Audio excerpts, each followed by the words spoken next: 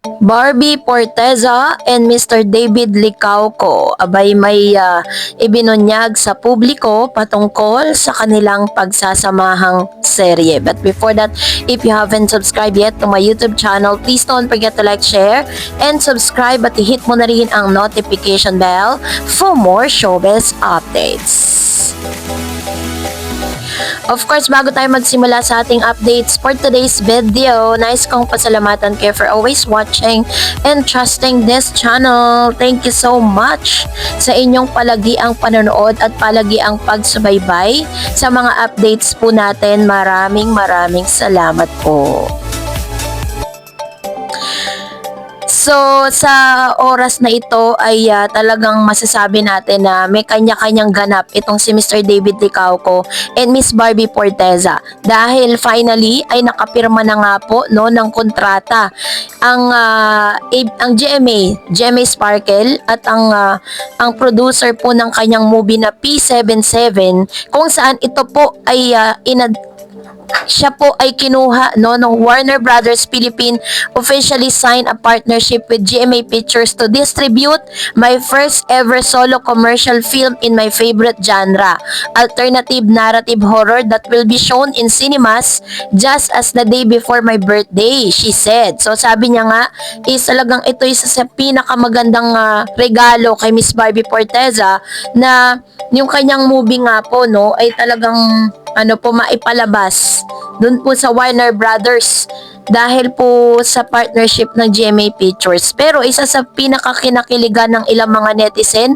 nang sabihin nga nitong si Barbie Porteza at si Mr. David Licauco ang mga katagang ito. Panoorin natin. Ito ko yata sa iyong teleserye, di ba? Pwede naman.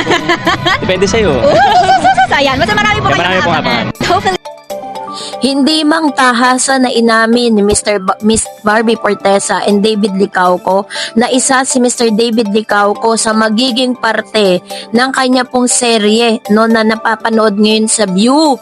Ang ito pong The Beauty Empire. Hindi pa po dinidisclose ng GMA kung ano ang magiging ganap ni Mr.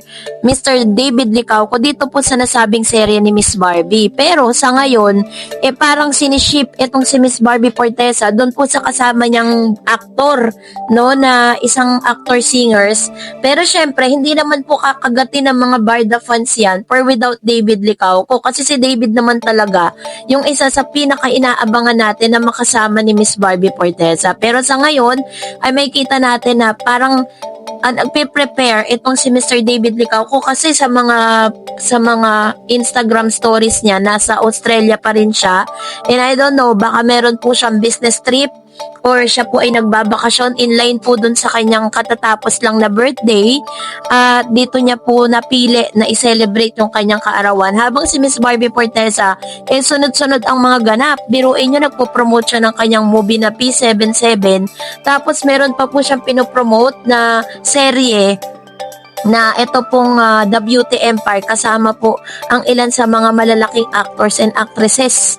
At talaga namang ganap na ganap ang isang Barbie Porteza. Sobrang dami po at sunod-sunod tapos sunod-sunod din po yung kanyang mga product endorsement. Ginagawa siyang ambassador sa mga beauty products. Kasi nga naman 'di ba, kung meron mang deserving na talagang bigyan ng mga ganitong klase ng produkto, walang iba yan kundi si Miss Barbie Porteza. According nga sa ilang mga actors po ng GMA, si Barbie daw po pag nakita ninyo para siyang may sariling ilaw. Ganon. Kasi syempre sobrang puti, sobrang kinis. Kaya marami po mga product ang nagtitiwala po sa kanya. Si Mr. David naman po is busy siya sa kanya pong mga business, no? Kasi syempre alam natin na marami pong mga businesses itong si Mr. David Licauco. Aside from being an actor, talagang yun din po yung focus niya ngayon.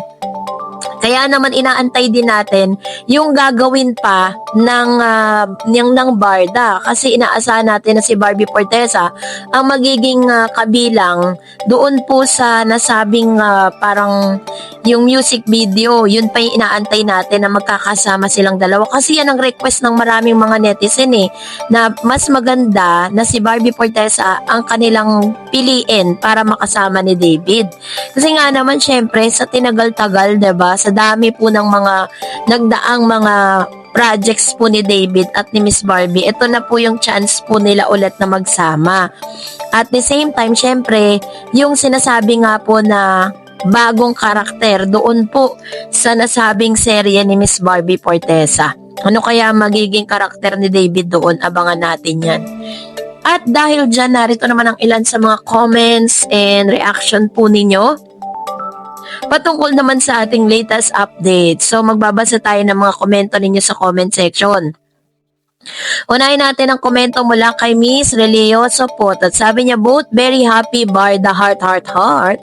Sabi ni Miss Luisa de la Cruz, both Barda, ninanamnam ang love with each other, best wishes. Ayan. So, alam niyo po, sabi nga, 'di ba, parang distance makes the loves grow fonder. Parang mas lalo silang mas pinagtitibay kasi magkalayo sila ngayon.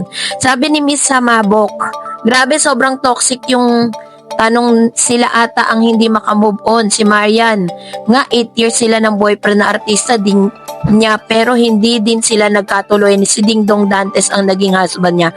At naituwid ni Barbie yung mga tanong. Naitawid ni Barbie ang mga tanong sa kanya. Super ganda ng mga sagot niya. Actually, kahit naman talaga sino, talagang na bombard doon sa tanong na paulit-ulit. Sabi ni Miss Samabok, happy na siya, okay, happy life na siya.